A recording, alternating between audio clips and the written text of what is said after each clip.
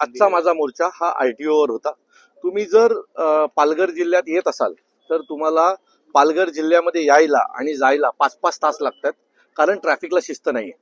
इथे heavy transport जो प्रकार आहे तो एकावर एक गाडी चढवली जाते आणि त्याच्यामुळे मागे अँब्युलन्स अटकल्या जातात, गाड्या अटकल्या जातात. यावर आरटीओचं कुठल्याही प्रकारचं लक्ष नाहीये. त्याच्यासोबत रॅपिडो हा अनधिकृतरित्या वसई विरारमध्ये चालवला जातो, त्याच्यामुळे रिक्षा व्यवसायावर त्याचा परिणाम होतोय. आता रिक्षा आहेत, त्या रिक्षा देखील अनधिकृतरित्या एकाच नंबरवर 5-5 रिक्षा चालवल्या जातात. हे सगळं ह्यांना माहिती आहे की नाही हे विचारायला आज आम्ही आलो होतो. सो यांना आज आम्ही वेळ दिलेली आहे आणि त्याच्यावर कारवाई होईल अशी अपेक्षा आहे. ही लहान मुलगी आहे, तिचा आणि तिच्या आईचा काही दिवसापूर्वी ऍक्सिडेंट झाला होता.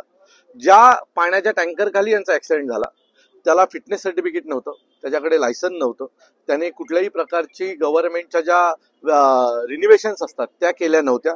सो अशा गाड्या जर रस्त्यावर चालत असतील आणि त्या गाड्या बिनधास्त लोकांची जीव घेत असतील, या मुलीला तिच्या आईपासून वेगळं करत असतील, तर या सगळ्यांच्या विरोधात बोललं पाहिजे आणि म्हणूनच आमचा हा आजचा मोर्चा होता.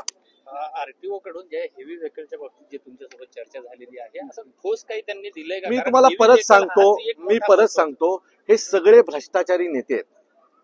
हे जर सगळं शिस्तीत चालू झालं त्यांची घरं चालणार नाहीत. त्यामुळे हे जेवढं अनियमिततेने असेल तेवढी ह्यांना पैसे जास्त मिळणार आहेत. त्यामुळे ह्यांना शिस्त लावण्यात ह्यांना कुठल्याही प्रकारची इंटरेस्ट नाहीये. सो उद्यापासून यांना म्हटलं आमची पोरं रस्त्यावर उतरतील आणि शिस्त लावतील.